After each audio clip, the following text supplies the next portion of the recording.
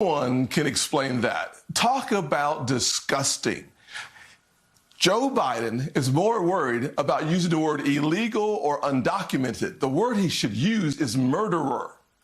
Here we have Donald Trump, our president, sitting down with Laken Riley's family, and you have Joe Biden apologizing for what word he used.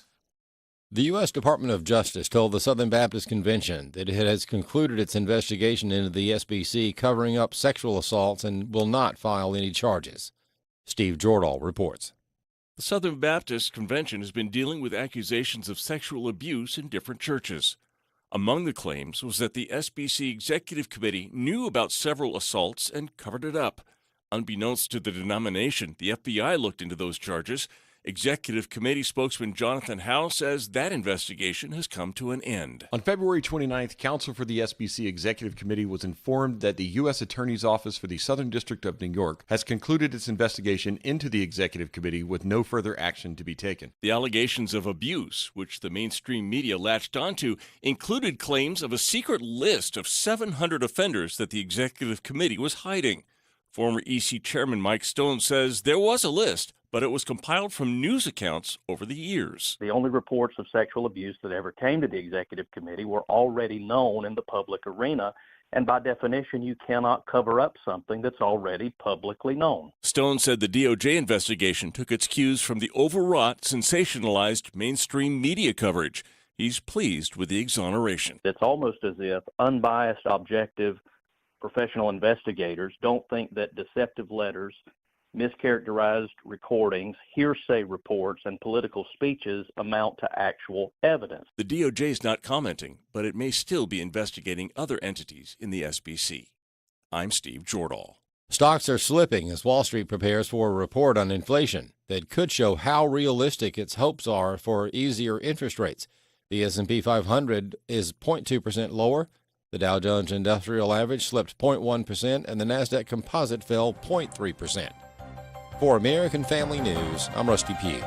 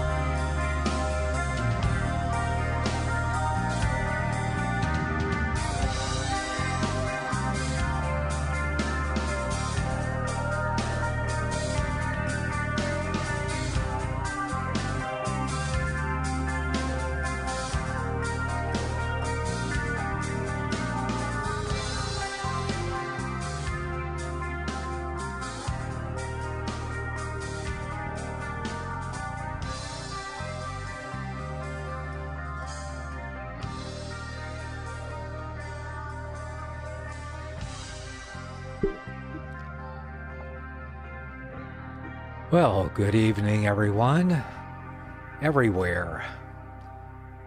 You're listening to Far Out with me, Nick at Night, and we're just going to hang out. Hopefully, my people will jump into the room, into the chat rooms. I have the First Amendment Radio and the Rumble chat rooms open, and the FirstAmendmentRadio.net /chat room, which includes the one on our Mobi page for FirstAmendmentRadio.net /Mobi.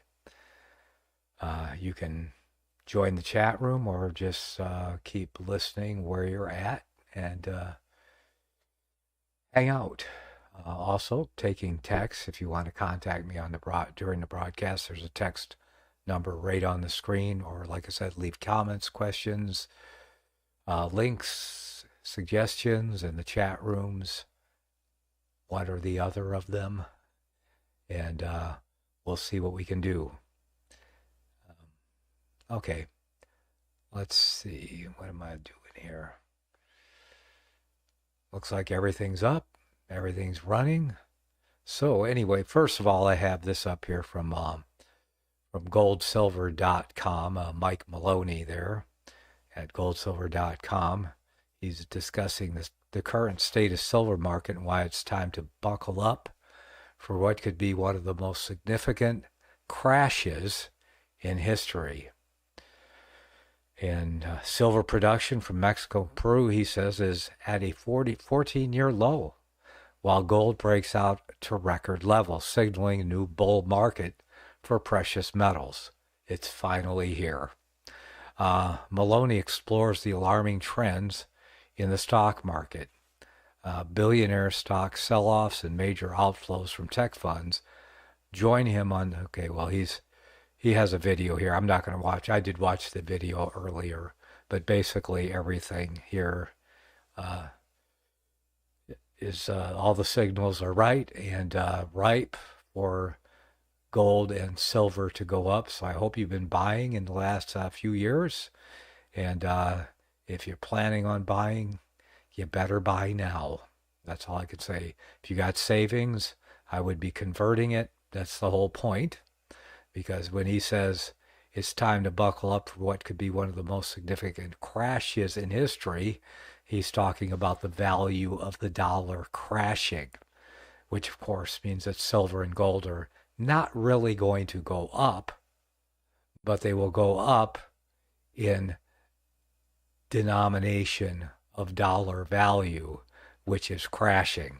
Okay, so if you want to save your savings, you will buy gold and silver, and you will be able to, and you will have your hands on it. You will hold it. You won't be letting anyone hold it for you in some vault somewhere or give you a paper certificate. Because if this really happens, if we go Weimar Republic here, and you can buy a whole house for a piece of gold, yeah, that's what it's looking at. Now, the Bank of America, I think they're being quite modest when they expect gold to go up to $3,000 this year. Okay, that's only a nearly, let's see, that would be how much higher? That would be like a 33% jump in gold, because gold is already well over 2,000, well over 2,100, and we'll get to the gold price later on, but it's only going up. So I would move quickly if you have all your savings in cash or you have too much money in cash. And I would be converting as much as you can into gold and silver as quickly as you can, or other commodities that will go up in value compared to the dollar. But really, all you're doing is preserving the value of what you have and what you've worked for, rather than keeping it in dollars so that it can go to pay for wars and other things that the government is devaluing your dollar to pay for, and to bring in waves and waves of illegal aliens from all over the world, flying them directly into the cities and stuff. That's what's happening right now. It's going to be a bumpy ride, at least. At best, it's going to be a very bumpy ride over the next year to get us into 2025. That's the best we can hope for, is a very bumpy ride. But it's coming, so hold on. Hold on tight. Okay, well, that's enough serious news to start out the day with. And let's take a look at Babylon Bee and see if they got anything a little more lighthearted for us. Well, yeah. Yes. Oscars observed moment of silence for undocumented murder, tragically called illegal. Yes. Honoring the undocumented. Los Angeles. The Oscar ceremonies were paused this evening for attendance to observe a moment of silence for the undocumented murderer, Jose Antonio Ibarra, who was tragically referred to as illegal by President Biden earlier this week. President Biden did apologize for calling this murderer illegal, even though he is illegal. Yeah, that's the irony. Yeah. Well, let's see what else we got here. Not going to dig too deep into that one. Border crisis solved as Texas builds massive wall out of discarded Funko Pops. Okay, another thing, supposed to be funny, but I have no idea what a Funko Pop is. And I don't know, do I really care? Nah, I don't think so. How about you out there? Good to see you, Shauna, over there in the YouTube chat room, First Amendment Radio YouTube chat room. Wait for anyone else to show up. I am here most every night. Yeah, so far. And I almost didn't make it tonight because that time switch really threw me off. Before I knew it, everything is an hour ahead of schedule now, including tonight's broadcast. I just came in here in the last 20 minutes to set up, and it takes me at least that long to get everything together and to get it going so I can start the broadcast at 9:05 p.m. So anyway, thank you so much, for Shauna, for showing up. See you. It's from Santa Maria. We're listening in. Do you know what a Funko Pop is? I have no idea. Next on our list here. Yes. Why YouTube doesn't want you to see this new documentary about Hollywood, huh? Oh, this is the NTD Epic TV original they're advertising here. Let's move on to the funny stuff. Oh, every time I see a picture of a drag queen, it just like takes the breath out of me because I just, it's so sickening. Christopher Nolan hurriedly adds drag queen to Oppenheimer to shore up Oscar vote. Yeah,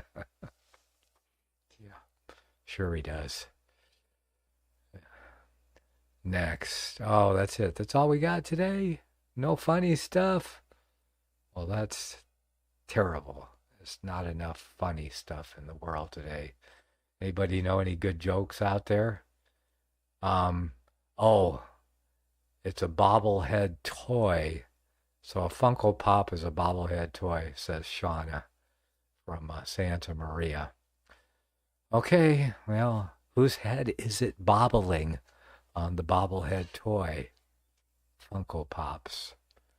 She sounds like a frozen icicle pop or something that you would get from the ice cream man in the summertime. Funko Pops. What do they think of next? Yes. Whose head is on the bobblehead toy? Or is it just anybody, everybody and anybody who's anybody? So I guess my head wouldn't be there because I'll have to do my own head bobbling here. Okay, well, that's enough. That's all we get from the Babylon Bee. Unless we go to their website, we might find something funny. Let's take a look over there, see if they got anything else that might make us laugh. There's so much out there. You'd think that, I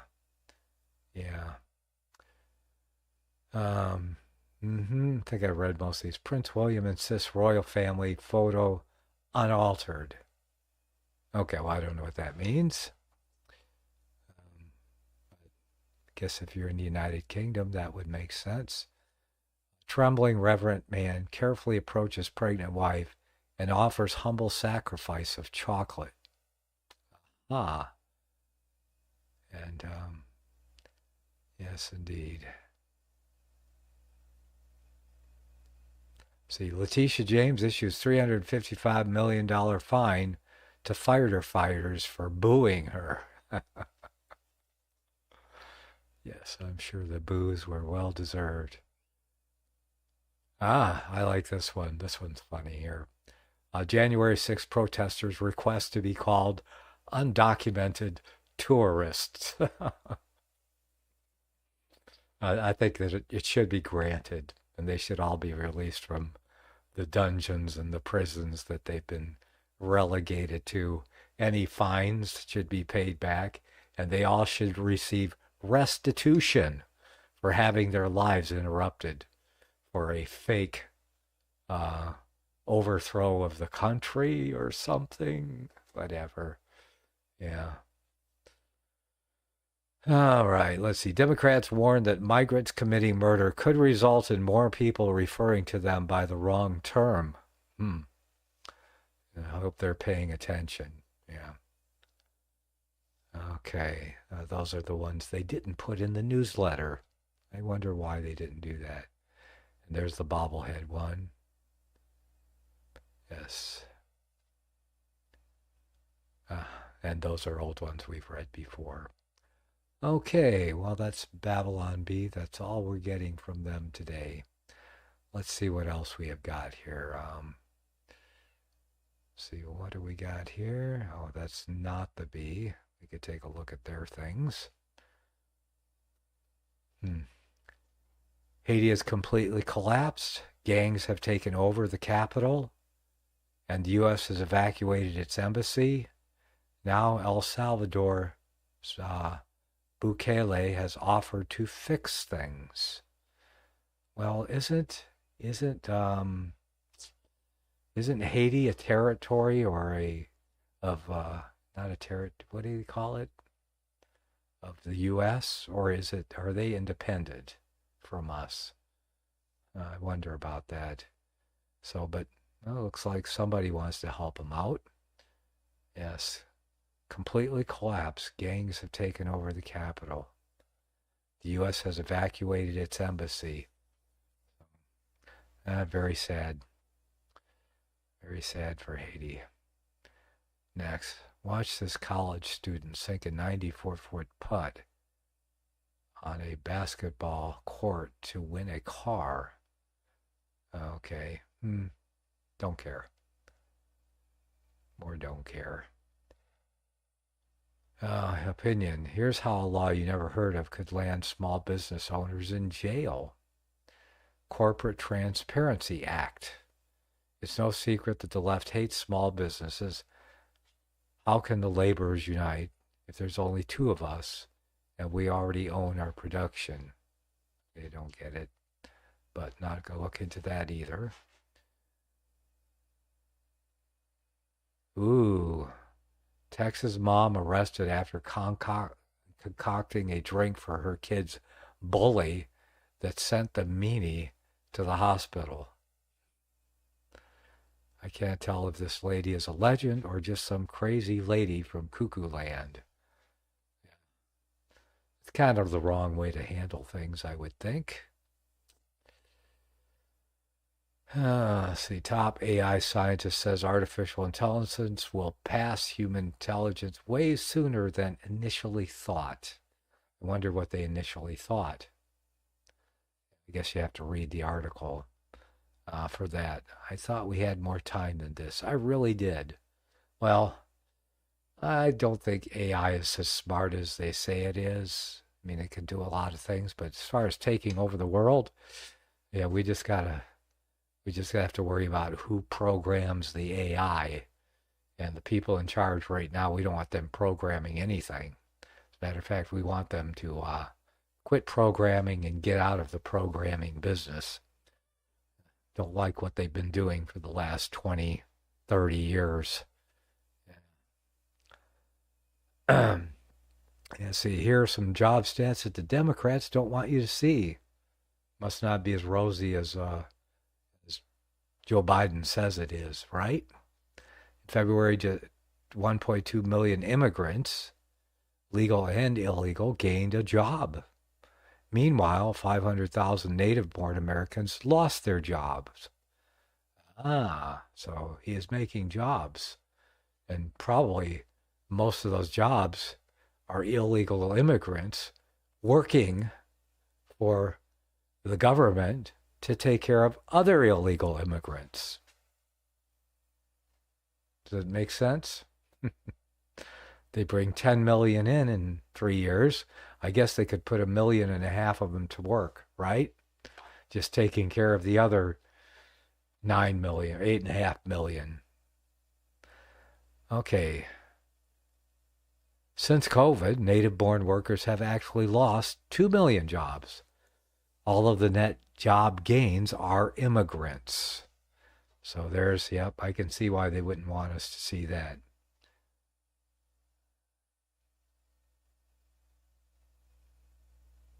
Yeah.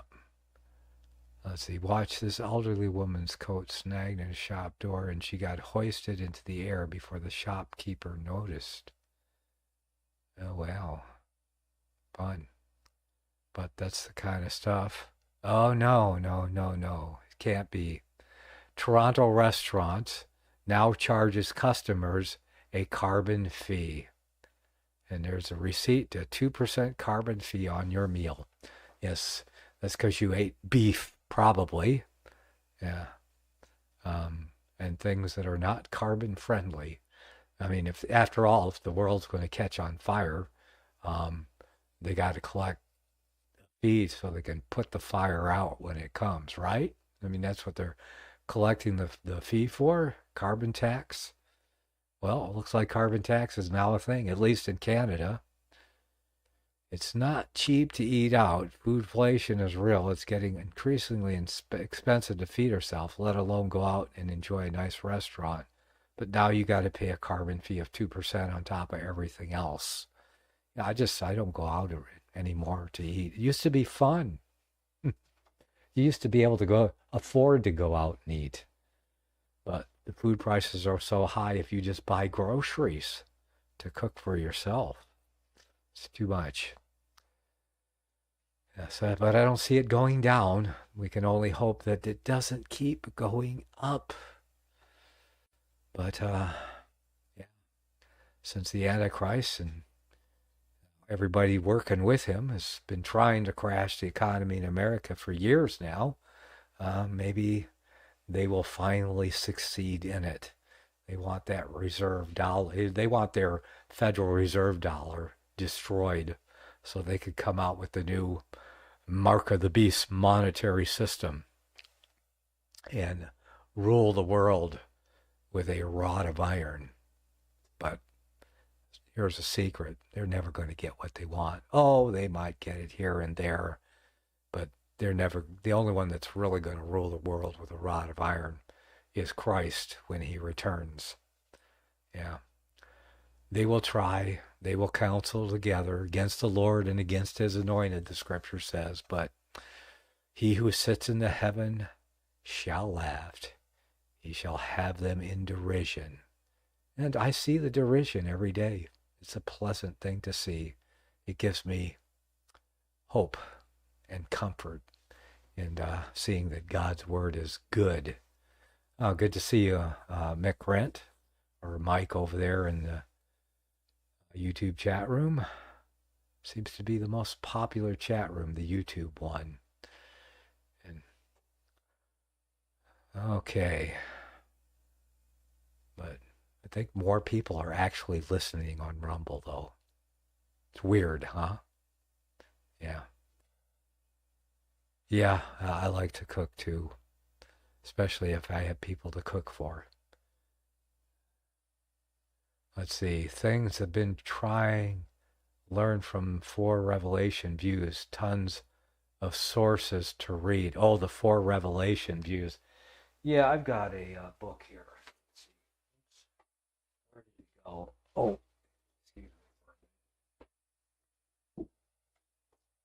Yeah, this was a book I picked up. This is by Steve Gregg. I know his name Millennials, but I bought his book anyway.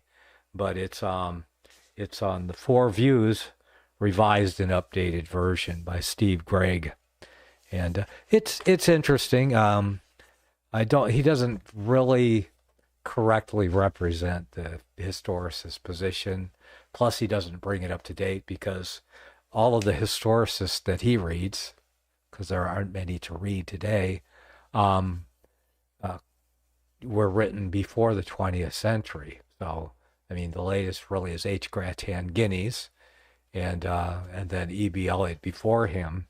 And as far as I know, there's the only other ones who claim to be historicists out there are a few Seventh-day Adventists, but they're not really historicists.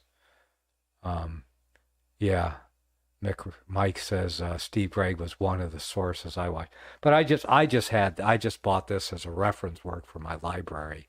I think I'm going to put me a bookshelf back here, like all the smart people do. Put all my books behind me. Yeah. Well, then you couldn't see the screen. Yeah. That's why I have a green screen, so I can put other things from my computer on the screen. But wouldn't you rather look at all the books I've read? Yeah. And have them all up here behind me with all my trophies that I don't have. Yeah. But yeah, Steve Gregg's a really smart guy. I just don't know how he landed on amillennialism. It's kind of too bad he did. But he gained his claim to fame. He gained it through through Calvary Chapel in the beginning. So he became famous first, and then he became an amillennialist. And so a lot of people paid attention to him. Sorry, but, I'm waiting for someone that already has a claim to fame to become a historicist. But none of them seem to be wanting to go into the right direction. Because amillennialism is just like dispensational futurism. There's nothing in the Bible that explicitly supports either thesis. They all have to be built upon conjecture and combinations of disparate Bible verses. So, very sad. But it can be very convincing and appealing to people who don't know better. I understand it. Okay, I'm going to take a little break here, and I will be back with a hot cup of coffee for me. Don't go anywhere.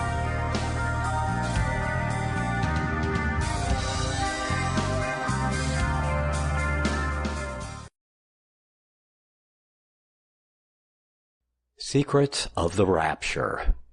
Is there a 500-year-old conspiracy?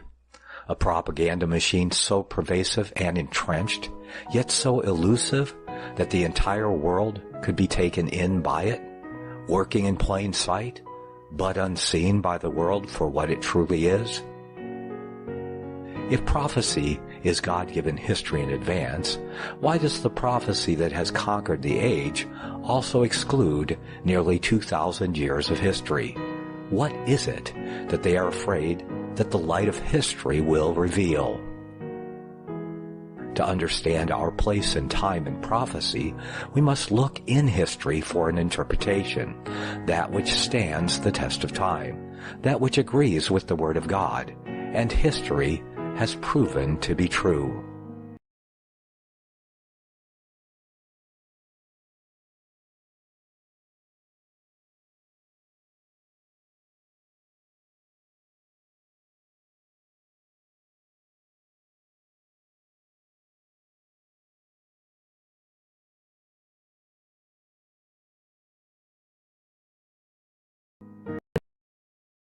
And fear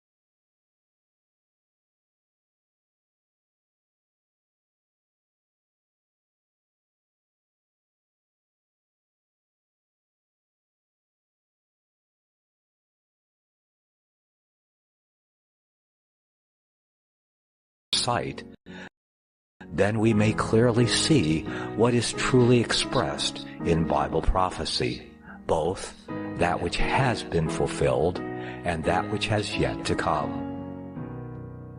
God's express word is the sword that must be wielded to remove the scales from the eyes and dispel the darkness of deceitful conjecture. Secrets of the Rapture was written to expose that which the spirit of the age has conjured out of the darkness to blind the eyes of the church in the world today. Secrets of the Rapture, Deconstructing Pre-Tribulation Dispensational Futurism by yours truly, Nicholas Arthur, is now available at lulu.com and Amazon. Secrets of the Rapture.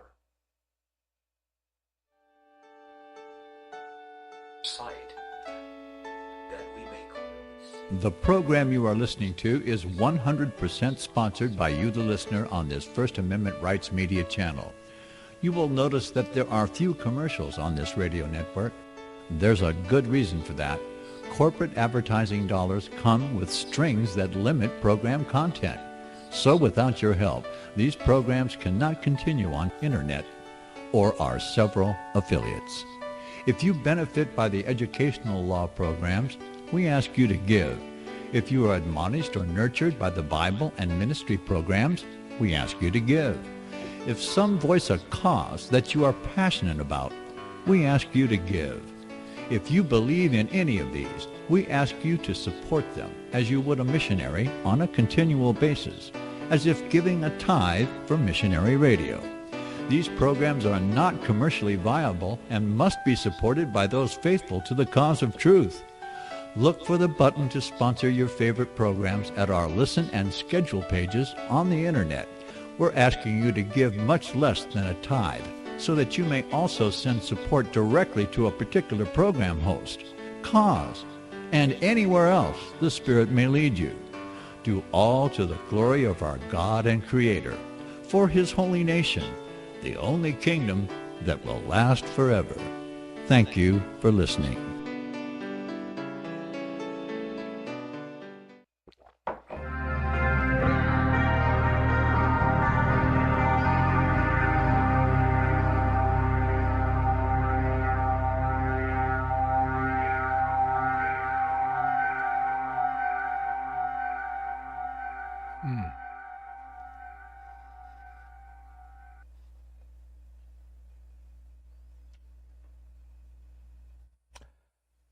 Okay, wait a minute.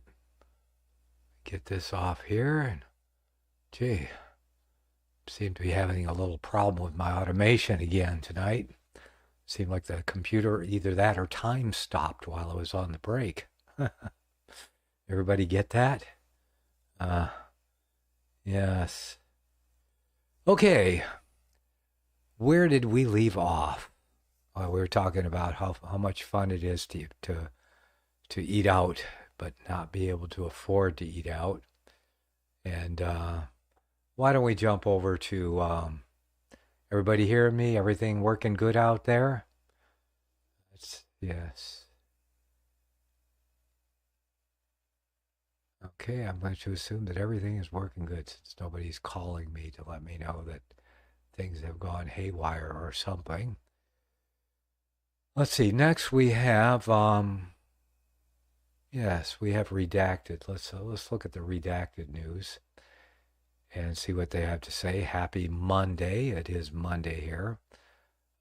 Airlines are getting stricter about carry-on luggage, but Southwest Airlines says that neck pillows and food in disposable bags that you bring to eat on the flight don't count.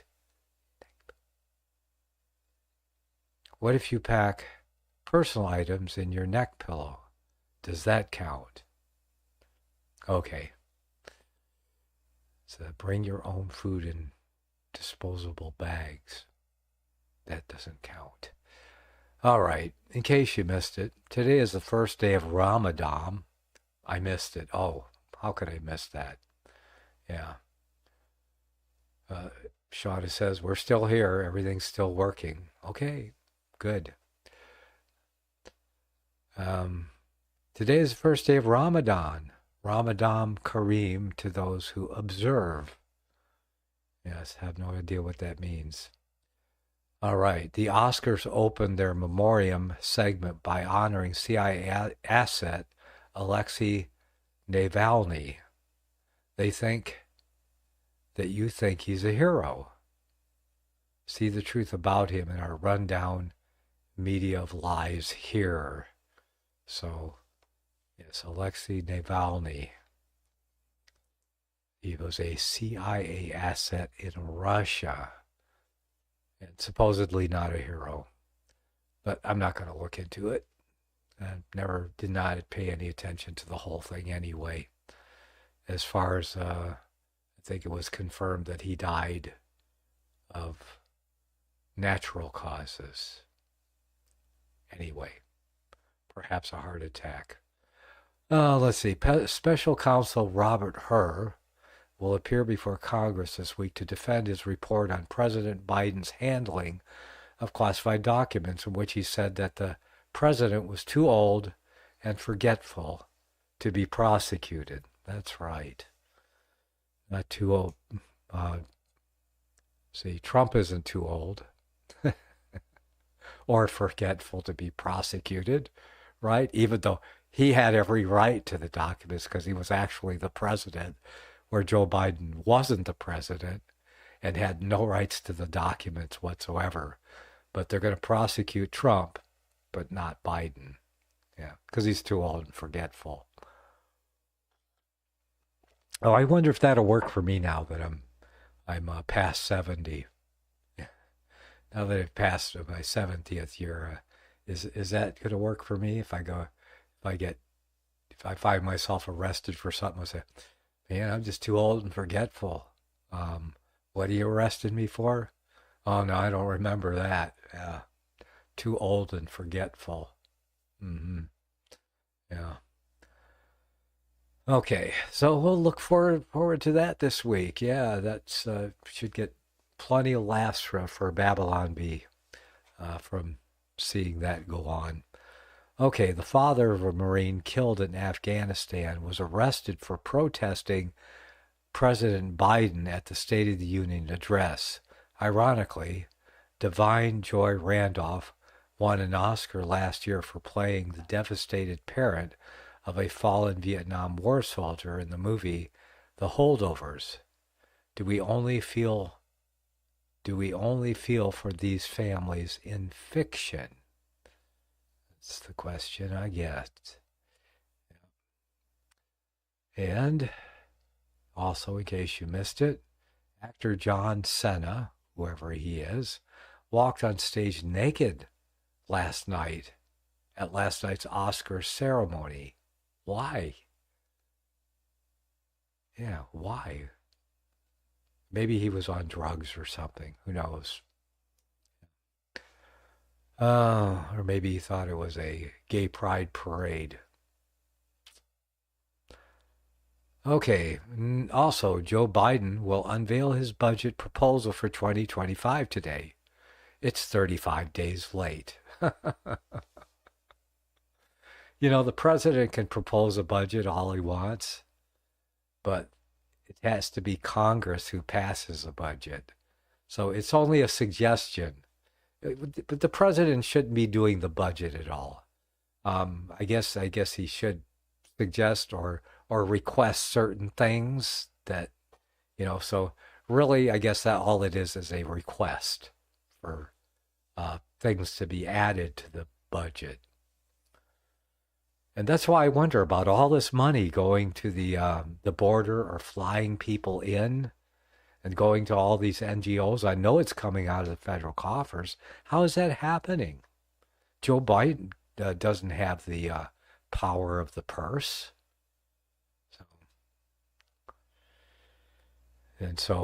But he can only get it through Congress, and the House could stalemate everything and keep the country shut down. How do they keep spending money that they don't have? That's a good question. I'd like to know that one. Oh, Bitcoin reached new heights. $71,000 now. Wow. Amazing. Yeah. That is amazing. Let's see what else. Okay, so right here it is. Gold is down. Bitcoin is up almost 3%. And gold is down 0.2%. not much down, but it's still 21.78. Silver is down too, 1/3%, not much. Don't know why, but so it's time to buy. Yes, it is. Crazy. But you know what? Bitcoin is going to crash just like it did before, especially if we have World War III or some kind of event. I'm hoping World War III. I'm hoping we don't have that. And we could talk about Bible prophecy and why I believe that it's still up in the air, whether there will be a World War III or not. Let's see. But there's a lot of people that are saying, "Oh, World War III has already started." Yeah. Well, I guess they're hearkening back to things that happened before World War II or World War I, because really World War I was what precipitated World War II. I just lump them together in the same 40 years war with a little reprieve in the middle. But what started World War I? A little skirmish here or there or something? Yeah, I think I've read about it, but so that's why a lot of people say, "Oh, it's already started. The Ukraine war is the beginning of World War III." Well, we shall see. We shall see. Moving on here. Lead, death and destruction in Rafah. Okay. And I guess this is Israel attacks Rafah, where Palestinian civilians have gathered to escape the bombs in the Israeli army. That would be a red line. Benjamin Netanyahu says that Israel will blow right past that red line and further will accept no red lines, full stop. It's a sad state of affairs over there. The best thing we can do is pray for those people, pray for the innocents there, and pray for God's people that are caught up in that. And pray for an end to it as soon as possible. I'm powerless to do anything else about it besides pray. Ukraine is mad at the Pope. That's interesting. Ukraine is mad at the Pope. Let's see, Mike says, it seems that now our prez can find his way off stage. He seems to be talking on more. When you really analyze his speech, there was a lot of slurs and a lot of hiccups in it. It wasn't normal. It was better than he usually does, but it still wasn't normal.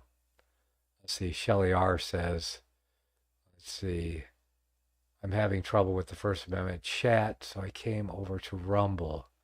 Oh yeah, I could see you did sign in there.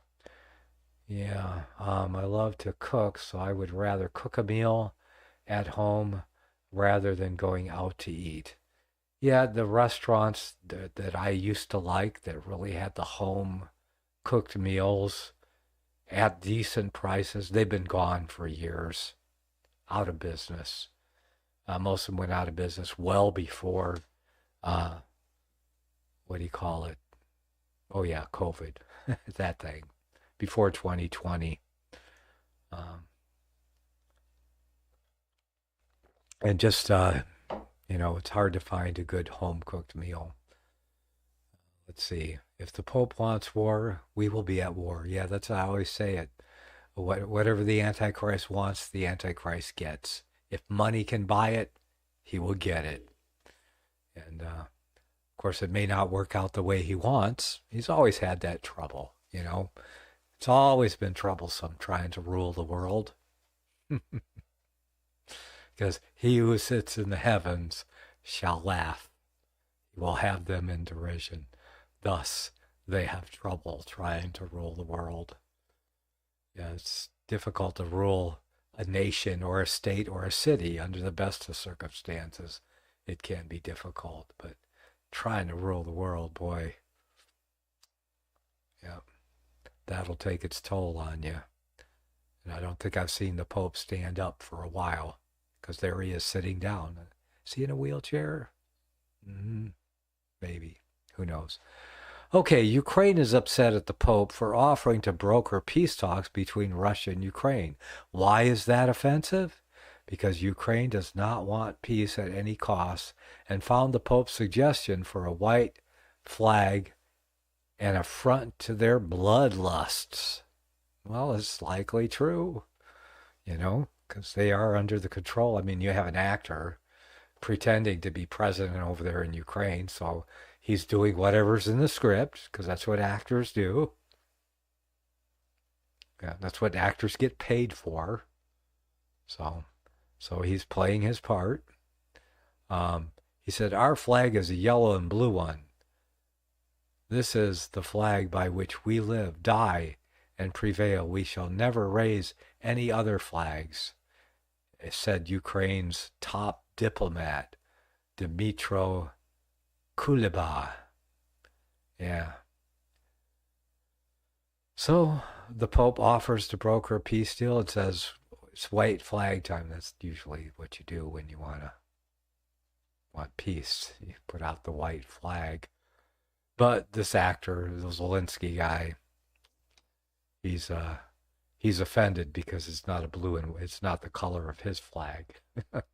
I guess he doesn't get the idea of peace, even when the great Papa, the most holy Father on earth, the most holy Father among men, suggests it. He doesn't even get it. Then, die is the operative word.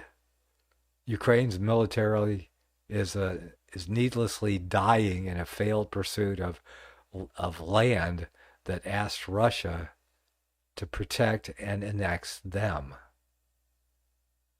Oh, is that sentence put together right? Did that seem right to you? Or am I reading it wrong? Let me try that one again. D-I-E, die is the operative word. Period. Ukraine's military is needlessly dying in a failed pursuit of land that asked Russia to protect and annex them. Oh yes, the people in the land asked Russia to protect them and annex them because they were being persecuted by Ukraine. They were Ukrainians because they were speaking Russia, and they worshipped in the Russian Orthodox Church in Ukraine, and Ukraine didn't like Ukraine, and the government of Ukraine and its Nazis didn't like that, so they started bombing them, and Russia went in, and because they wanted to be annexed by Russia, and Russia didn't like their people in Ukraine being bombed and the people of their faith being persecuted in Ukraine. That's what started the whole war, really. That's really what it was all about. Don't believe Joe Biden's lies and anyone else that tells you otherwise. The Pope said that Ukraine should have the courage of the white flag. He explained, when you see that you are defeated, that things are not going well, it is necessary to have the courage to negotiate.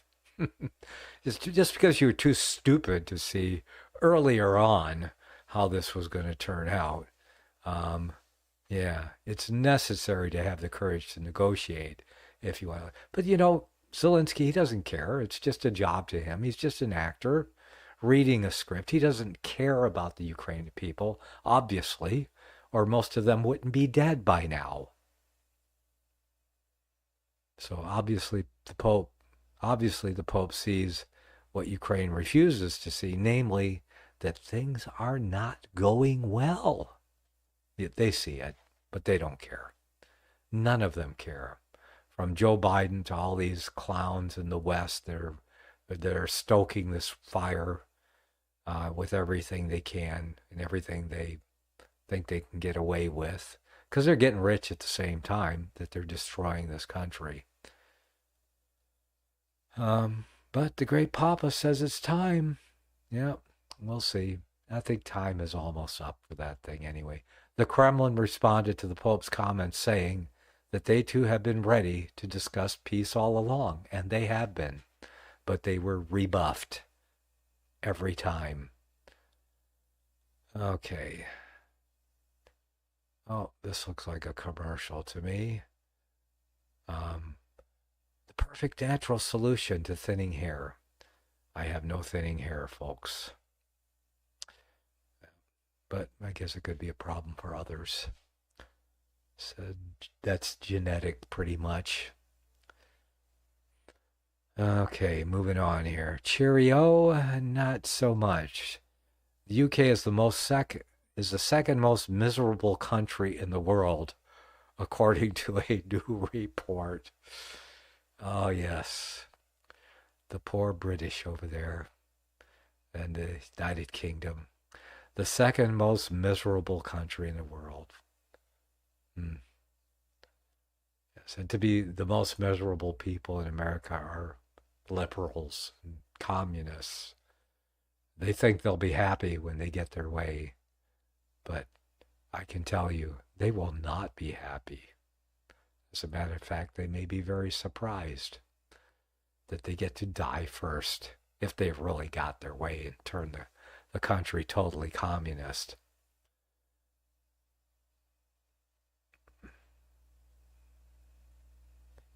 Yes, Mike says, isn't war a gray area for the gray pope to decide? The gray pope? I forgot who the gray pope is. Well, this is the white pope. So, but somebody else was the gray pope. I was reading it about the other day. The black one, I already forgot. It doesn't really matter. We know who rules the world. Yes, we know who bowed down and worshipped Satan. I will give you all these kingdoms if you will bow down and worship me. And most people who go into government, they end up bowing down and worshiping. Yeah. I may not hear those exact words that Christ heard, but they're offered compromise, lying, cheating, stealing, murdering, whatever it takes to fulfill all the lusts of their flesh and all their idolatry. Okay, in fact, out of 71 countries surveyed, the UK, Ireland, Australia, New Zealand, and South Africa were all the bottom quartile of mental well-being. The United States scored okay, ranked 29th out of 71. But wow, UK, Ireland, Australia, New Zealand, and South Africa were all at the bottom. Yeah, see, they've turned away from God. They used to be all Christian. Yeah.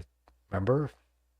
10th of the kingdom fell away from the Antichrist kingdom in the old beast locality there. That was the British Isles fell away. It's the 1/10 of the kingdom that fell away. They became Protestant. Well, they vacillated for a few years there, a few decades, but they finally became Protestant. And in the 19th century, started sending missionaries all over the world. And America joined in, sending missionaries all over the world. That was foretold in the Revelation too. Uses symbolic language to tell us about it, but it's pretty easy to see.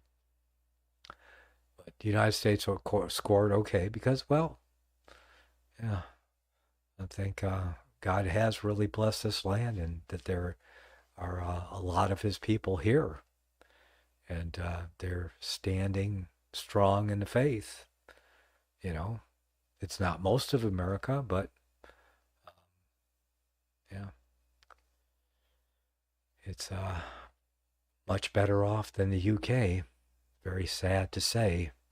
So much good came out of Christianity in the previous centuries there. And a lot of bad too. So, you know, there's fallen men everywhere. They're doing it now here. I guess America's just behind a few decades. I guess given a few more decades, America will be just as miserable maybe. I hope not. And I hope for the sake of our brothers and sisters in Christ over there, the elect in the British Isles, that at least we know there's some happy people over there, or at least they have joy, even if they don't have happiness all the time, because they can never take our joy away from us, because our joy isn't dependent upon our happiness or temporal feelings of well-being or whatever. Our joy is in that Christ has redeemed us by his blood and paid for our sins, and that we have all of the promises of God that we hope for. And our hope isn't a wishy-washy hope, it's a sure thing hope. We have eternity to look forward to, with a short stop off, not in purgatory, folks. That's a Catholic apostate thing, the apostate church thing. But no, we have a millennial reign of Christ where we will work for God for 1,000 years. And I kind of like working myself. So if I'll work for 1,000 years gladly, serve my Lord, my King, and there's going to be plenty of work to do for that 1,000 years. So, as there is right now. Uzbekistan scored the lowest on the list, but they were added for the first time this year. Could it be that researchers had to find some other miserable place so that the UK would not be dead last? The UK even scores lower than Ukraine and Syria. Wow! Lower than Ukraine and Syria. 2 places ravaged by war. Bloody hell. Wow. See, what's trending? Let's see. Who's this person? I'm not sure I know. This photograph is the Princess of Wales. It's trending because people say it must be AI. The sleeve of the Princess Catherine doesn't line up with the hand of the prince. What the...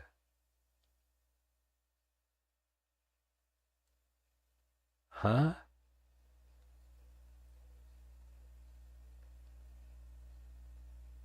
It's an AI photo? I don't get it. Okay, let's see. Let me try to figure this out. The sleeve of Princess Catherine doesn't line up, and the hand of Prince Louis looks strange. So we got Princess Catherine, I guess that's the gal on the right. What's wrong with her? Her hand doesn't line up.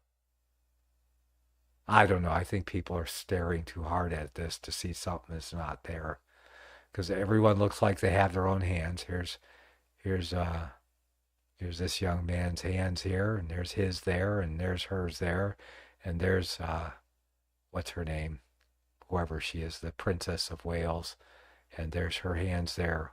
I don't see anything wrong with the photo. It's a nice photo, very pleasant, happy-looking family. I hope that they really are happy. But with those cheerful children around, who wouldn't be happy? Yeah, why not? Okay. The Associated Press and 3 other news agencies issued a kill notification for the photo, meaning they're asked for it not to be used. Okay, well, I don't get it. Yeah, I don't see it. Whatever. It's a great photo. Yeah. I mean, if I was going to invent a wife and children for me, I might use that photo. Yeah. There you go. Okay, moving on. J.K. Rowling is trending for this sarcastic X post about inclusive language for Mother's Day in the UK. Yeah, so I guess I have to go over to the sarcastic post. Let me open that up. Open up a new tab, see what J.K. Rowling is doing here. And she wrote the, what was that? Those books had something to do with witchcraft. I never read them, but I do recognize the name. Happy birthday, Parent Day, to all those large gametes whose large gametes were fertilized, resulting in small humans whose sex was assigned by doctors, making mostly lucky guesses. So that's that's just a little bit cryptic. Let's see. The Royals pulled the photo because people noticed it was photoshopped. Yeah. Okay, well, whatever. I don't know. Yeah, maybe. Yes. It looked like a fine photo to me. I guess maybe there is something wrong with it, but I'd have to have someone come here and point it out to me. I guess I'm not that clever. Yes, indeed. Could AI make me look better? Yeah. I wonder. Maybe AI has a purpose, right? Yeah, you guys are stuck with me. I don't think I'm going to be looking better as I get older. I'm just going to look older, more dignified. There we go. It will look more dignified. Okay, well, I didn't get that, but let's try this. Russell Wilson is trending because the quarterback has signed on to join the Pittsburgh Steelers after being cut from the Denver Broncos. Yeah, who cares? It's football. Men in tights chasing each other for a ball and getting paid outrageously for it.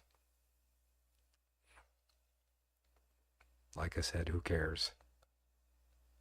Yes, all of the Oscar winners are trending. Find out for yourself here. Yep, another thing I don't care about. See. I wonder if Obama won in the Oscars. Didn't he make that movie about those white privileged people that were renting a house in Airbnb from a black family or something like that? Okay, news by the numbers. Moving on here.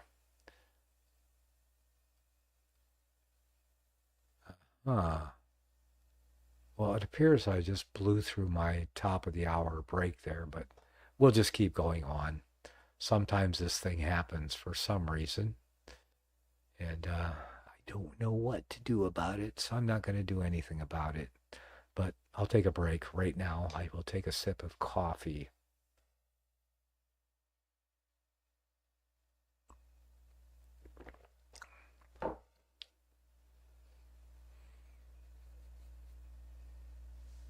Yep, Shelley R. says, if the Pope wants war, we will be at war. That's right. The CIA has been playing around. And I like what Tom Fress says. CIA stands for Catholics in Action. That's meaning it's the Catholic Church. And it's Vatican-led Catholics. Not your normal Catholics that are, mostly rebellious in America. So, because I was one of them. I grew up Catholic. I was born a Catholic. But you know what? You can't be born a true Christian, because Jesus said you must be born again. Aha. So you can be born a Catholic, but which means that, you cannot be born into the kingdom of God. You must be born again. There, I said that twice, or was it 3 times? Everybody get it? All right. 4%. That's how much the economy of Japan grew in the last quarter of 2023, which is progress for Japan, which has had a sluggish economy in recent years. Yeah, like for the last 2 decades, it's had a sluggish economy, maybe 3 decades. So that's something for Japan. Wow. 0.4%. Yes, that's 0.4%. Something to rave about. Okay, 7. That's how many Academy Awards the movie Oppenheimer won last night. This was the first Oscar for director Christopher Nolan, who has been nominated several times in the past. Now, I don't think I've seen Oppenheimer, but I guess I'll see it as soon as I have an opportunity. So when it comes on Amazon Prime or Freevee TV, or Netflix. Yes, I don't have a personal Netflix account, but someone in my family does. So, let's see, 20.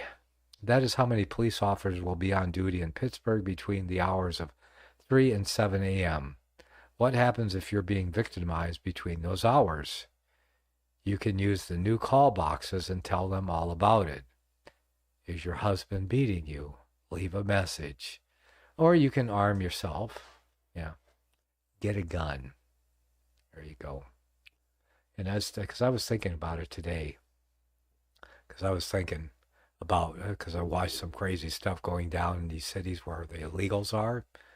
I'm glad they're not coming to the small town near me, because I was riding my bike all around and went into town today, ride my bike, get my cardio workout, because it's downhill into town, but coming back up, since I'm in the foothills, it's uphill. Yeah.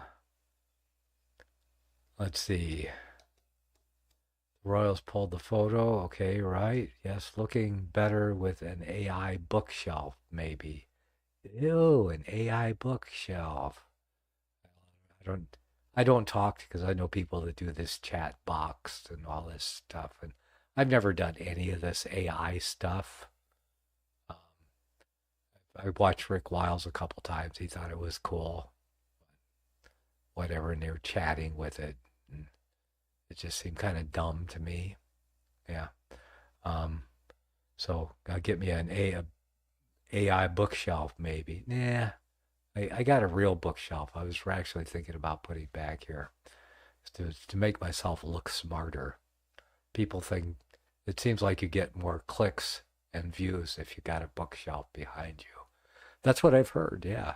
So if more people watch, then I'm getting me a bookshelf. I've got lots of books, and fill that bookshelf up. Let me see. So I've got books I haven't seen in a decade or two. They're still in boxes for when I moved here 20 years ago. A lot of my books are. Yes. So I need my bookshelf badly. Yeah, great exercise. That Witch is Born. Okay, I saw that movie on Netflix. Which one? The one we were talking about, Oppenheimer. Is that on Netflix? Is it? Give me a yes if it is. Or if you mean another movie, let me know which one. Let's see.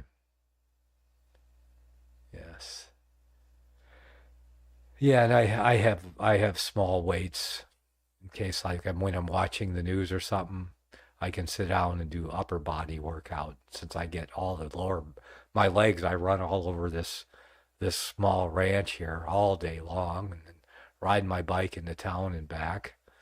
And so I'm missing the upper body stuff somewhat most of the time, but it depends on how much actual physical labor, and I've been doing quite a bit here for the last couple weeks around the ranch, because it pops up every once in a while, and then there's kind of comes and goes. So, but yeah, it is good exercise, and I don't have any problem doing it, so don't get out of breath or winded or anything, because riding a bike is pretty easy, actually. Just steady, and especially going uphill. Steady and slow is fine. Going downhill is more fun. I was thinking it would be better if I went uphill to begin my bike. No, but then I'd be all sweaty when I got into town. And so it's better that I'm sweaty when I get back home, because then I can do something about it.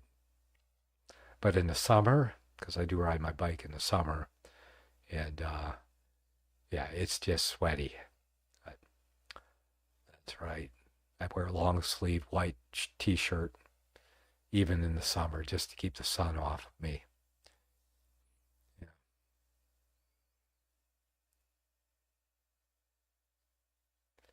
Let's see, and a few more abbreviations behind my name. Yeah, I could have PhD, you know, because I am a post hole digger. I've dug plenty of post holes, probably more than most people on Earth. Yes, that's right. And so I got my PhD. What other names could I use? I mean, what other acronyms could I put behind my name? Abbreviations. The movie the Obamas made, it was weird. Yeah, I did watch that one. Oh, that's the one you were talking about being on Netflix. I did watch that one. Yeah. It was interesting. That's about it. It wasn't really that great of a movie. Yeah. You might want to watch it once, but it wasn't worth watching twice. It was hardly worth watching once. There you go. That's it. It was weird. Yeah. Okay. Let's see what else we got here. Oprah pushing Big Pharma.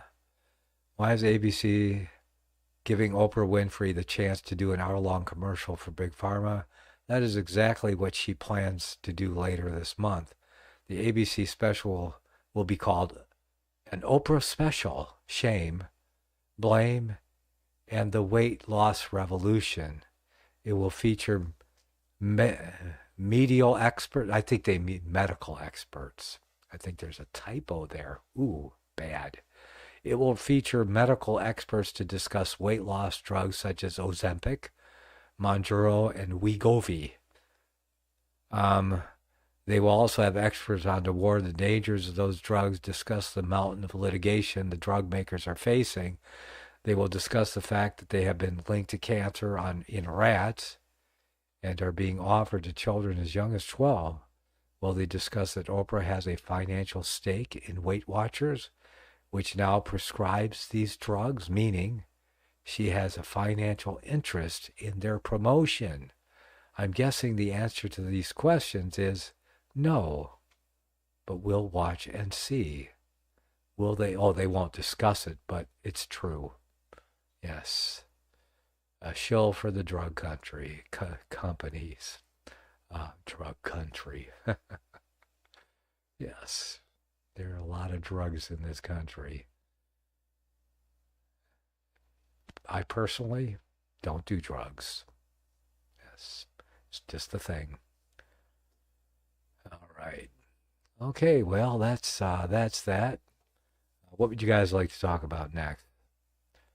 There's a text number here, and or the chat rooms are working good. Shelly R is all by herself in Rumble. I don't know what's wrong with those other Rumble listeners over there. Leaving Shelly R all alone over there. And she's also the only one in the First Amendment Radio chat room. Okay. So that's the redacted newsletter. We'll shut that up. And we'll shut that up. Let's see. And we'll look at the LouRockwell.com. Okay, well, nobody's given me any help here as far as what to talk about. Any questions, comments? What would you like me to talk about?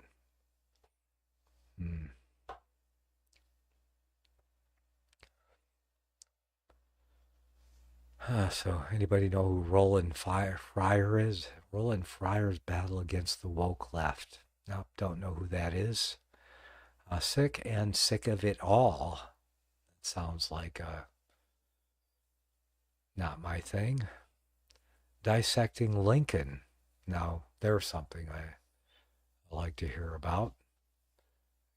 Something I like to pay attention to. Dissecting Lincoln. Let's take a look at a LinkedIn. Lincoln.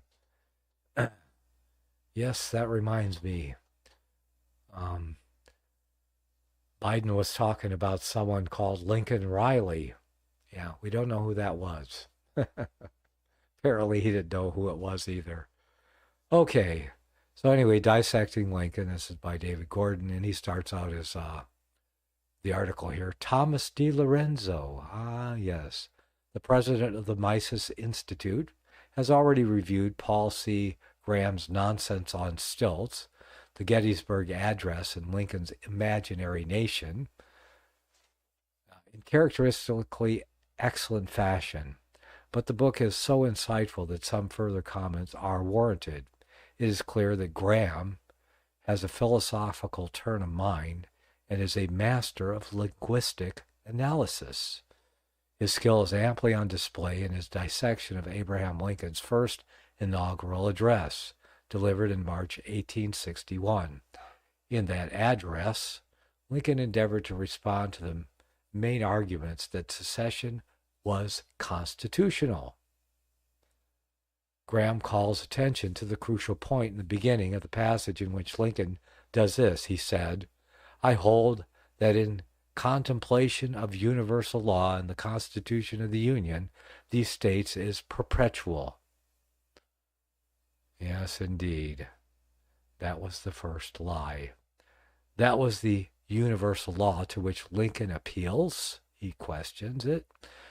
He asks, Lincoln's argument is that a nation, by which he means a single sovereign body, cannot include provision for its own dissolution.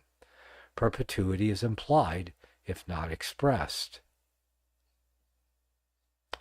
In the fundamental law of all national governments, no government proper ever had a provision in its organic law for its own termination. But the problem was this was only the government of a union, of a voluntary union of states. And some of those states, when they joined, they expressly stated or reserved the right to withdraw at any time. And if it was going to be dealt with or questioned, it should have been dealt with or questioned at the time those states joined and reserved to themselves the option of withdrawing at any time. Because it wasn't dealt with at that time, then it is implied that not only those that expressly reserved the right to withdraw at any time, but every state would have that same right to withdraw at any time. And that's the true law of the land. But, well, let's move on here. Perpetuity is implied, if not expressed, in the fundamental law of all national governments, according to Lincoln. No government proper ever had a provision in its organic law for its own termination. And yes, that would be the states. They would have there's no thing for termination in them. But the states are not a union of separate governments. There is a huge difference. And the federal government only has the power, even though it usurps power that it was not given, only the power to do the things that are enumerated in the Constitution. So the states are rule, and they're prime. They have the primacy over the federal government. That's the law, too. Graham easily skewers this argument, as I just did. Lincoln is assuming just what the states that seceded denied, that America is a sovereign nation. Now, my dear reader, it may very well be the case that the fundamental law governing national governments is that they are perpetual, but the Union has a federal, not a national form of government. Exactly. Lincoln seemingly took it for granted that there was one American people with one form of government, a national one, and the states were like counties, not sovereign bodies that created the institution Lincoln is characterizing as national. It should go without saying that this was not the way the states saw each other or themselves when they ratified this second American Constitution. Note, again, that the words union and nation are used interchangeably as if they were one and the same thing. In the preceding statement, he says that the union of these states is perpetual. Now he switches to the word nation, saying that a perpetuity is a fundamental characteristic of a national government, which the Union, the federal government, was not a national government.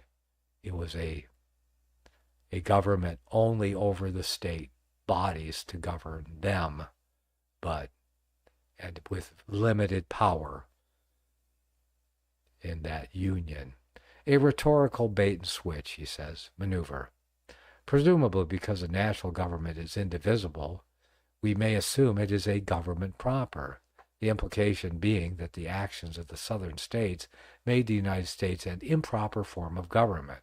Of course, it is easily perceived that this argument is circular, pretending to be an argument from definition, but it is really a form of equivocation or conflation of ideas by using two words with different meanings as if they were the same.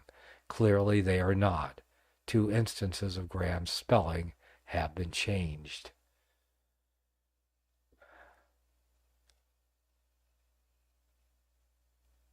Let's see, Mike says, Nicholas, would Hawaii be an exception since I believe they were added with a handshake? Well, that's a good question. I never knew that. I never heard about the handshake or never knew anything about that. I thought they would have been ratified in a similar fashion as the other states. But perhaps it was a handshake of a sort by the leader or whoever was the emperor of Hawaii may have done it with a handshake. I have no idea. Okay, continuing here. Let's see, Lincoln was power hungry. Yeah, I don't know what Lincoln was, but whether he was power hungry or not, but I know that he was surprised at the cost of upholding. I think if he had known beforehand what the cost would be, he would not have done it. He was very naive. Yes. Okay, the Second American Constitution, according to Graham, was an illegal overthrow of the Articles of Confederation, usefully reprinted in the book in full. I agree, yeah. And I get that from F. Tupper Saucy's Rulers of Evil, because the Constitution contained the con in it. It seems very good, except for the con. Except for the concentration. That's the con, is the concentration of power through which the Antichrist would be able to corrupt everything, and has. And the Antichrist had took him 100 years, a little more than 100 years to totally corrupt it and take over, basically. But they've been practicing this for 1,260 years prior in Western Europe. They were willing to wait. They put that concentration of power in there, and that was the death knell of the. They could have had the Constitution, but they should have had the legislatures meet in a different state every year or every 4 years to move the whole government. Until today, when they can meet over the internet. We didn't need a concentration of power. Didn't need a permanent home for the federal government. Didn't need that, because that's where the Antichrist knows he can do his best work. Wherever there is a concentration of power, that's where he goes. That's where his Jesuit army goes. That's where he sends all of his agents to corrupt everything and to steal all the wealth until they have their way. And look, it's worked very well for them. They practiced this for 500 years. And it's written down what they were going to practice, and they have done it, and they have gained it. They have gained the money power of the entire earth. Where on earth are people using real money? Even though it's still in our law in America. And they have imposed a unlawful monetary system on the people, because it is. This fiat usury money, this takeover of the United States Treasury by this foreign cabal called the Federal Reserve, is exactly that, a takeover, and unlawful. And it is Satan's monetary system. So, of course, it is easily perceived that this argument is circular, pretending to be an argument from definition. Yes, I think I got that already. The Second American Constitution, according to Graham, was an illegal overthrow of the Articles of Confederation, usefully reprinted in the book in full. One might raise the following objection to Graham. You say a document fully that the United States was a compact between independent states. It was a treaty, basically, like we have treaties with other nations for mutual defense and so forth. But we're not national governments. The treaties are not national governments. The con was in the concentration of power in the 10-mile square area there. See, that the United States was a compact between the independent states, the independent nation states. Okay? Not a sovereign nation in Lincoln's sense. But you don't reject the notion of sovereignty altogether. In fact, you say that the states that joined the compact to establish the United States are sovereign. What is so great about that? Can't these states also be oppressive? Indeed they can, but it is clear both from the horrendous war unleashed by Lincoln against the southern states down to our own times that the remedy for the problems within the states does not lie with the chief agent of oppression, the central government. In the Gettysburg Address, Lincoln, quoting the Declaration of Independence, said that the United States was dedicated to the proposition that all men are created equal. Graham argues powerfully that Lincoln misread the Declaration. The primary thrust of that document is the consent of the governed. Because of gross violations by the British King and Parliament of the traditional rights and liberties of the colonies, which was stated in a long list of grievances, these colonies declared that they were now independent states. Graham views with alarm the attempt to see America as a nation dedicated to the proposition. Ought is a tricky word and leads us to the field of ethics or moral philosophy. Ought requires metaphysical foundation, take your pick, but needs at least one. Ought takes us away from the proposition demonstrably true or false and depends on a kind of political, philosophical faith. It is for this reason that I hold to the position that even if we were a nation, which we are not, the United States, the Union, it is a bad idea for a nation, any nation, to dedicate themselves to a proposition, any proposition. Nothing good has ever come from such a thing, and nothing ever will if history or human experience, born out of time and sifted out over multiple generations, is to be our guide. I take Graham to be saying, forget about the gossamer notion of universal ethical oughts. Let's stick with solid traditions established through long experience, and among these historical traditions is government by consent, the consent of the governed. I venture to suggest that Graham has not escaped the realm of ought, where it says by right they ought to be free, I guess, and isn't he committed to holding that the colonies acted in a moral and proper way in seceding, that they acted as they ought to, or at least acted as they were morally permitted to do? How does Graham get from is to ought?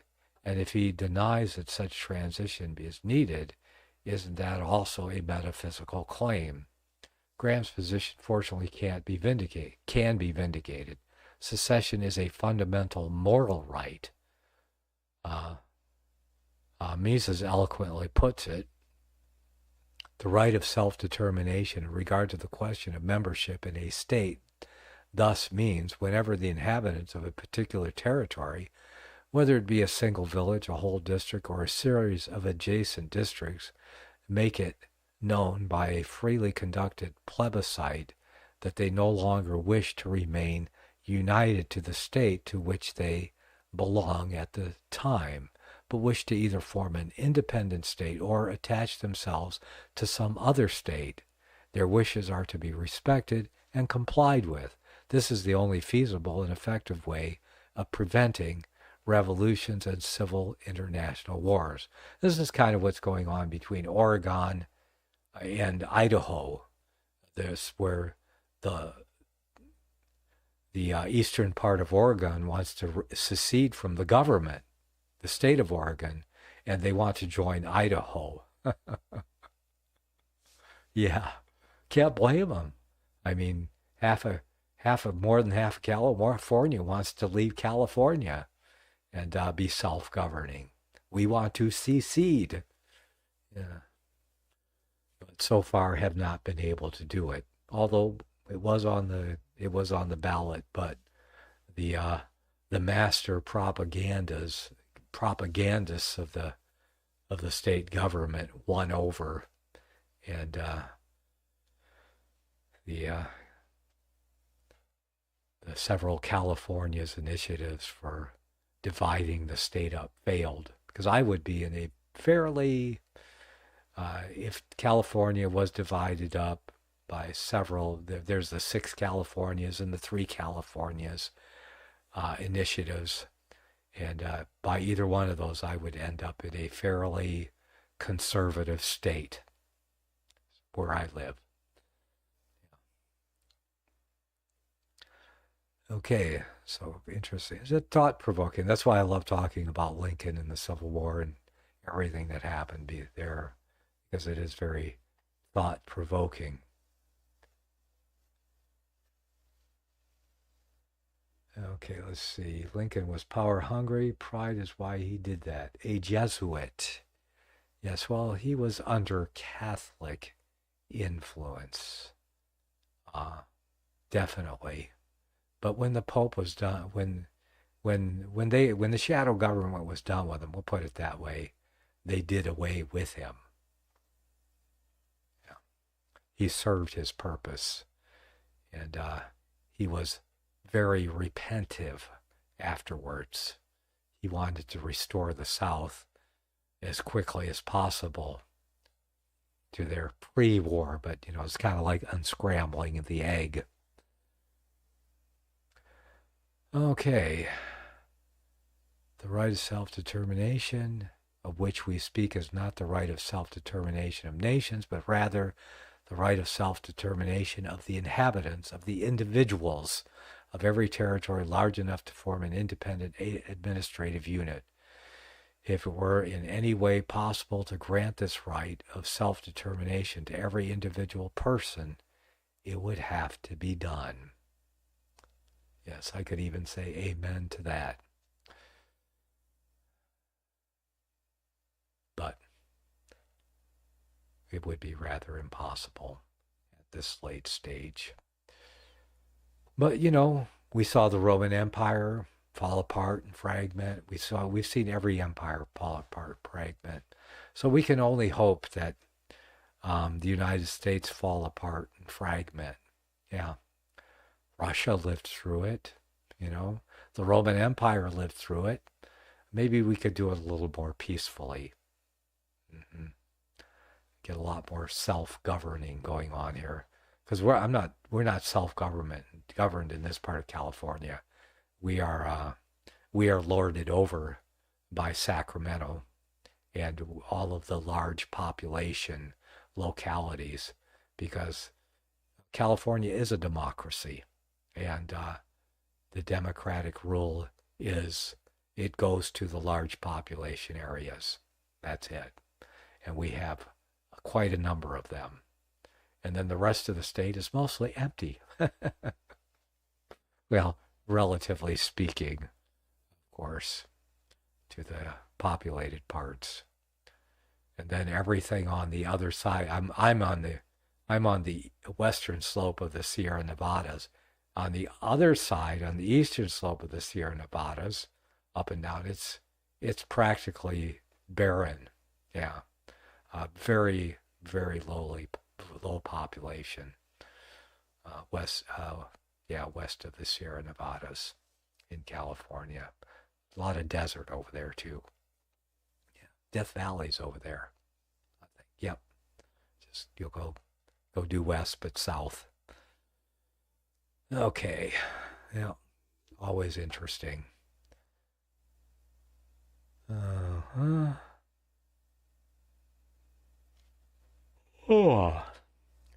Well, let me see. It's not as late as I think it is. They just changed the time to make it later. So maybe I'll have trouble going to bed, to falling asleep, or got to go through the. And I thought they put this on the ballot some years past, but I guess I was wrong about that. To get rid of this stupid, idiotic time change twice a year. I mean, what's wrong with these people? Don't they have light bulbs? They can turn on the light when they want and turn it off. It's still the same number of hours whether you change the time or not. They call it daylight saving times. Nobody's saving anything. What is the deal here? Are people so stupid that they really think they're going to put some daylight hours in their pocket or something and really save them up or something? I don't get it. Nobody's saving anything. It's not like the sun stays out longer. If you can save more daylight, or you can use it later on, or perhaps we could save some of it in the summer and use it in the winter. So you can't. It's stupid. You can't save daylight. What do you think? What do you guys think? We need to do this? Let's see.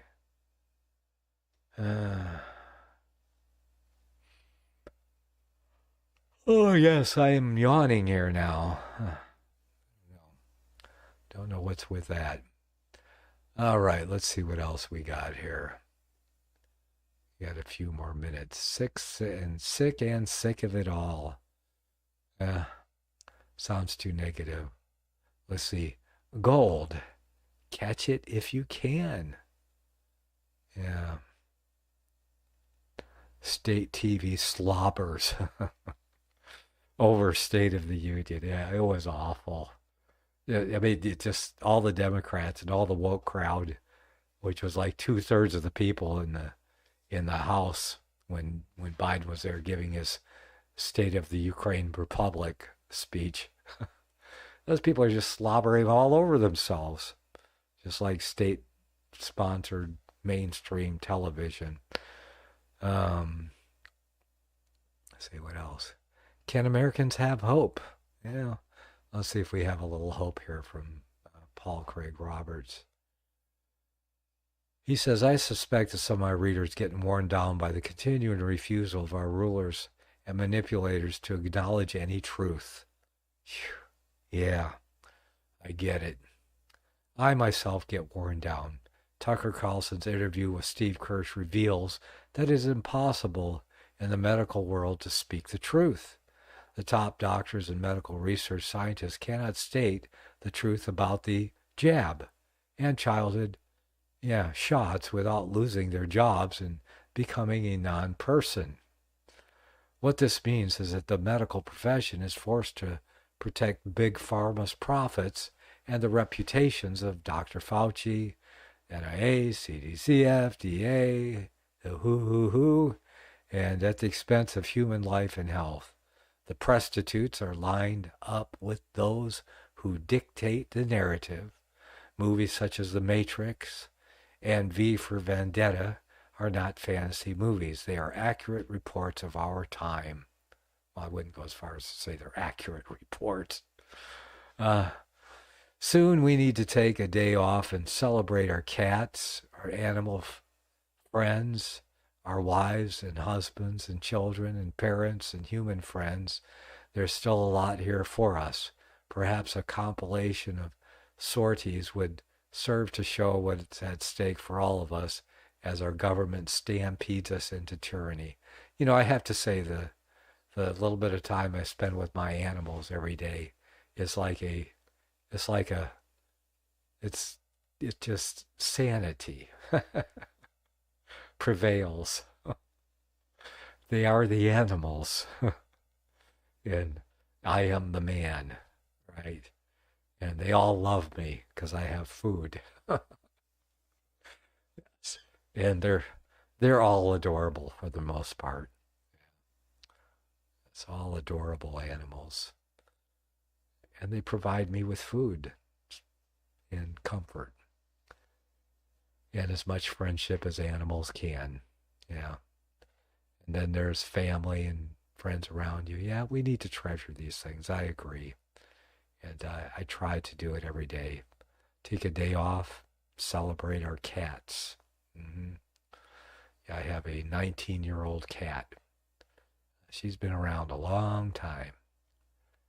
And she's definitely my cat. So celebrate your animals, your cats, your dogs, your wives, husbands, children, parents, your human friends too. Yes. Yes, I did stop and visited a friend on my bike ride into town today. Always good to visit a friend when I can. But for now, he says, let's look at the year before us. I've already written that 2024 is likely to be a determining year for the Western world. 2 wars are ongoing, which the West is on the wrong side. Equally important is this year's presidential election. It is completely obvious that Trump is the favorite. The corrupt Republican establishment was unable to find anyone voters would accept to challenge Trump for the nomination. Trump is a hands down for the people's choice. It's hands down the people's choice.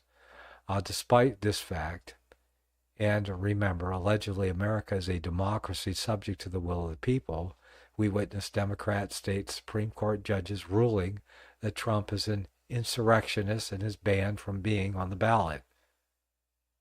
Did that happen? Oh, a state Supreme Court. That's right. Yeah. As banned from, we see Democrat states, secretaries of state and state attorney generals and city and county Democrat prosecutors using law as a weapon to keep Trump off the ballot and to keep him tied up in criminal and civil trials.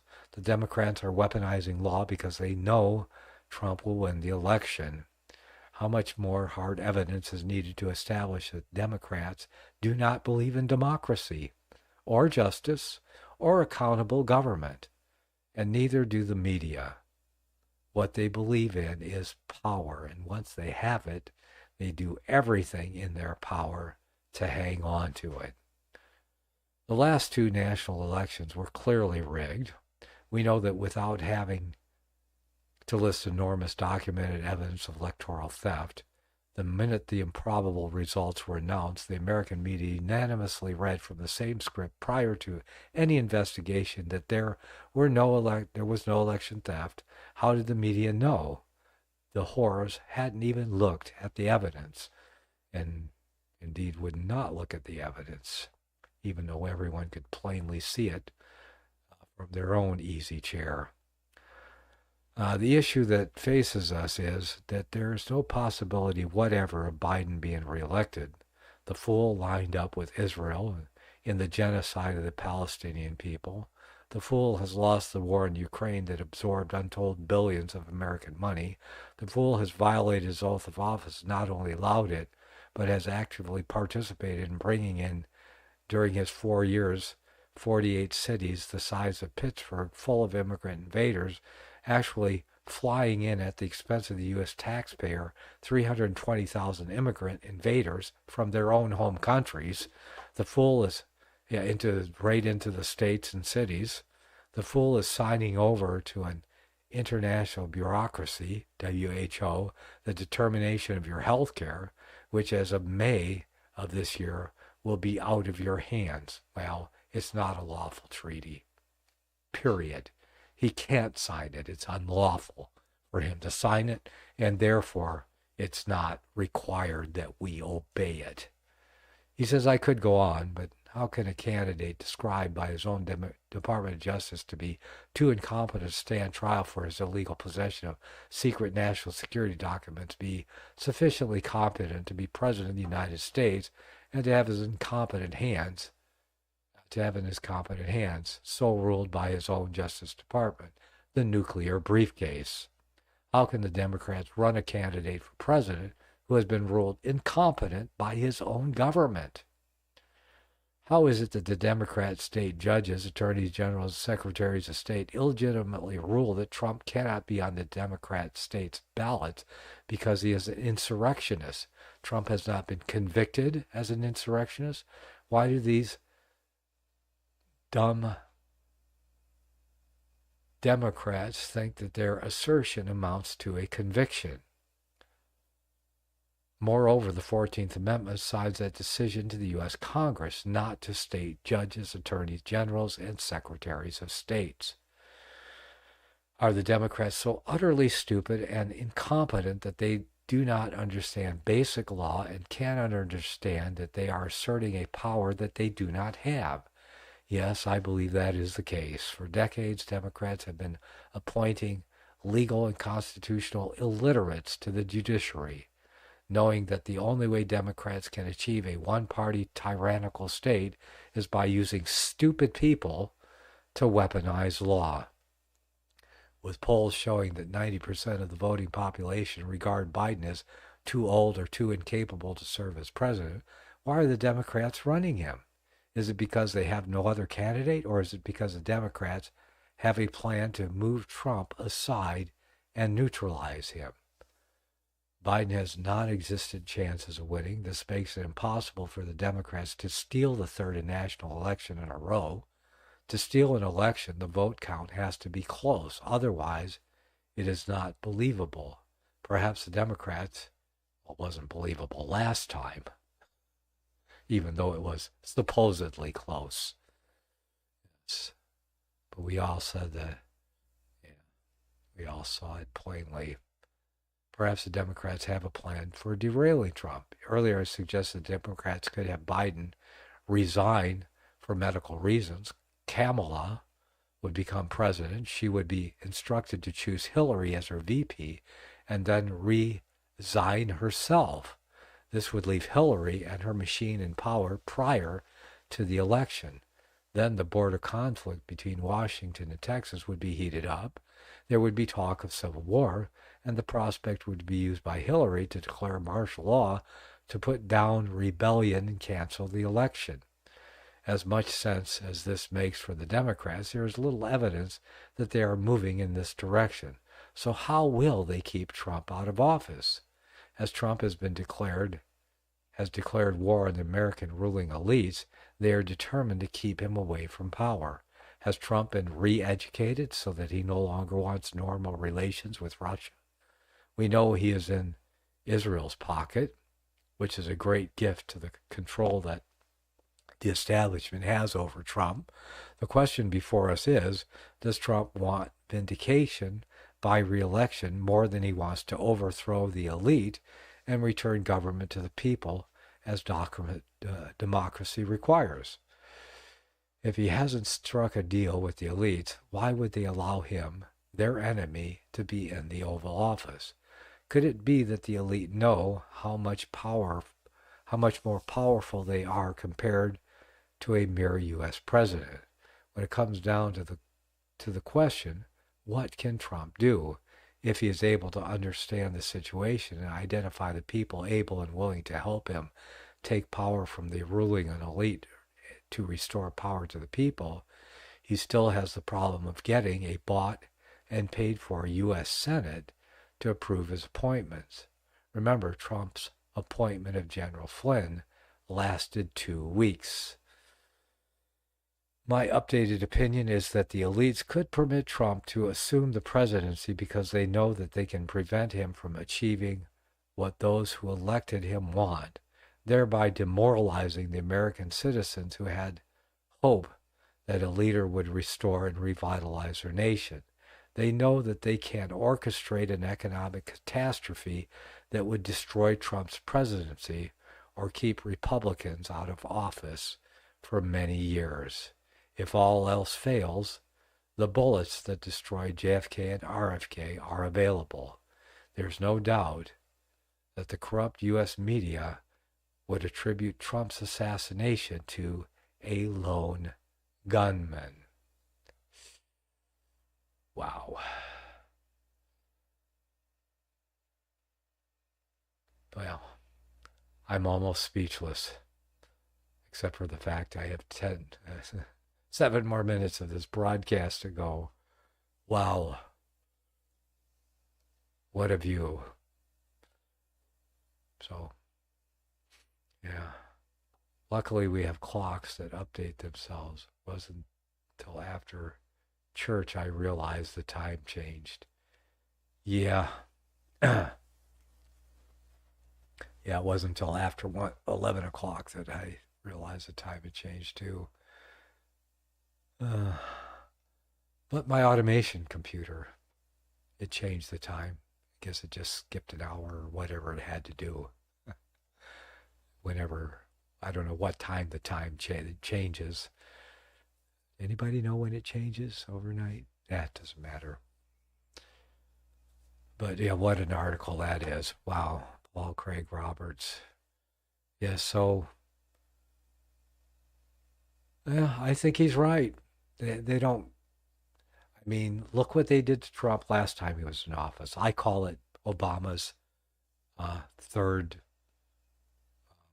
what do you call it, term? Yeah, Obama's third term as president was while Trump was in office, because Obama was still running the deep state. He couldn't get it.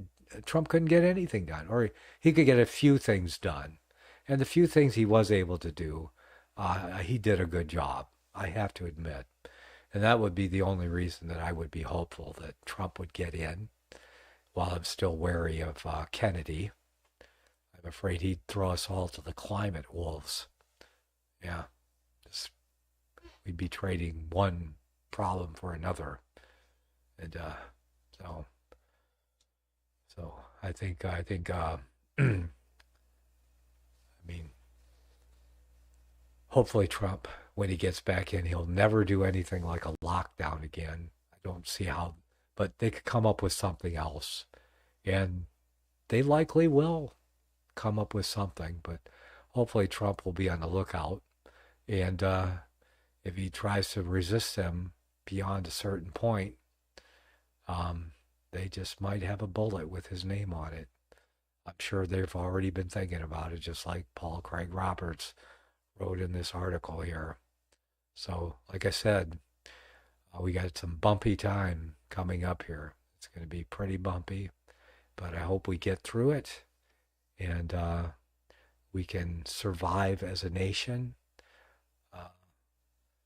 and maybe even push back some against the woke crowd and what they're doing to the nation. Yeah, like Shelley R. says, will they let Trump win and then crash the economy and blame him for everything? Yes. Yeah, that seems to be where it's headed. So they would rather blame Trump, and then they can get whoever they want in next time. Because the people will, yeah. Oh, boy. I just lost an hour's worth of sleep last night. Or was that, yeah, whenever that was, the night before last. I still haven't, yeah. So I'm usually not yawning in the program yet, but I am tonight. That's so unusual. Yeah.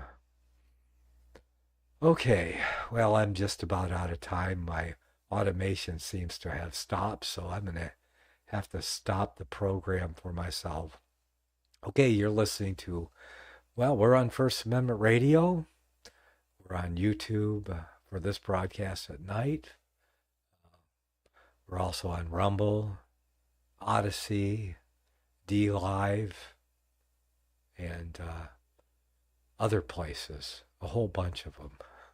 Several channels on some of those. And First Amendment Radio is it streams 24/7.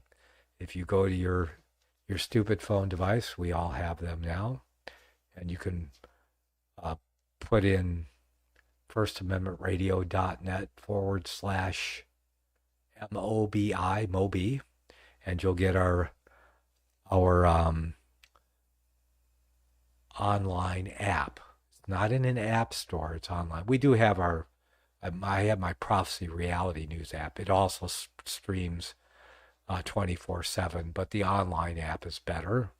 It's just FirstAmendmentRadio.net /Moby. And you can listen, plus all of our podcasts on there. You can even watch if you want, because we have the video tab at the top. And also the chat rooms in there. Everything is in there. And links to all the programs that we have on are in there too. So, and a way to give. Yeah, you can actually give on your device.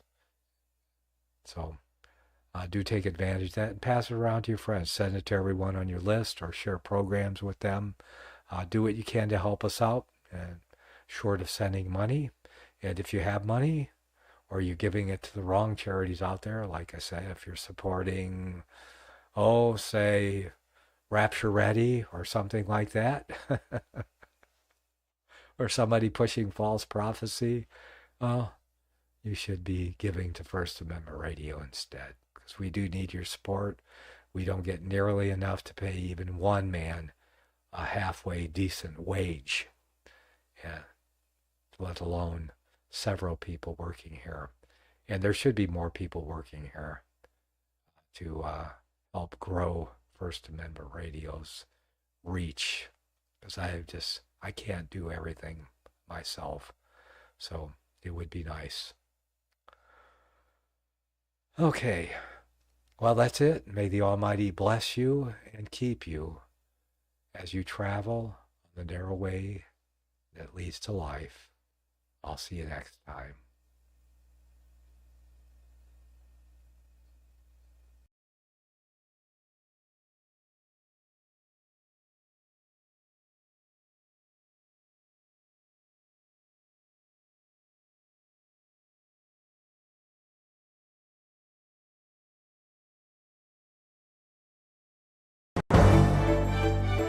American Family News, I'm Rusty Pugh.